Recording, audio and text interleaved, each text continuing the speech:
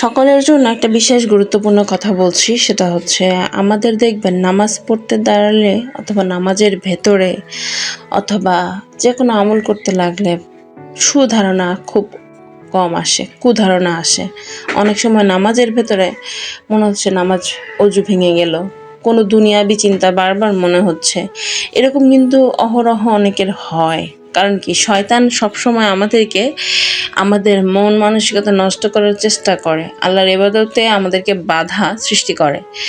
এমন সিচুয়েশন আপনার যখনই এমন হবে, আপনি তখনই আউযুবিল্লাহি মিনাশ শাইতানির রাজিম এই দোয়াটা কমপক্ষে 3 বার পড়বেন। 3 বার পরে আপনার বাম দিকে ফু দিবেন, বাম দিকে ফু দিবেন।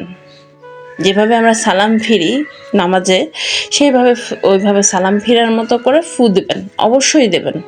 যতবারই আপনার খারাপ ধারণা আসবে, নামাজের মধ্যে হোক বা এমনি নর্মালি হোক, আপনি এই কাজটা করবেন, ইনশাল্লাহ শয়তান আপনার কাছ থেকে পলায়ন করবে। এই জন্যই বলা হয়েছে শাইতানির রাজিম। তাই পুরা দোয়াটা পড়বেন, আউযুবিল্লাহি মিনাশ শাইতানির রাজিম। এই কথাটা, এই মানে এই আয়াতটা 3 বার করে কমপক্ষে পড়ে ফু দিবেন। যতবার আপনার সমস্যা হবে, শয়তান উল্টাপাল্টা ধোঁকা দেবে, দুনিয়াবি চিন্তা মনে করিয়ে দেবে, নামাজের মধ্যে হোক বা আপনি কোনো ভালো কথাবার্তা বলতেছেন, তখনও যদি আপনার মাথার মধ্যে খারাপ চিন্তা আসে, আপনি এই দোয়াটা পাঠ করবেন, পরে আপনি বাম সাইডে ফু দিবেন সালাম ফেরানোর মতো করে।